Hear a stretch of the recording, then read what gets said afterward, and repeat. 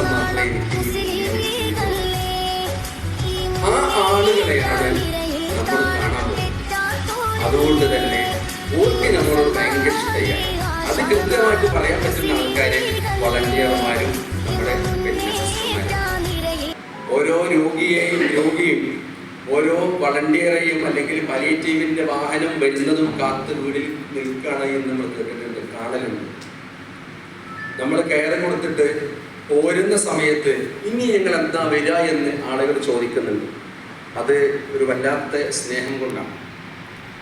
palliative Kannamangalam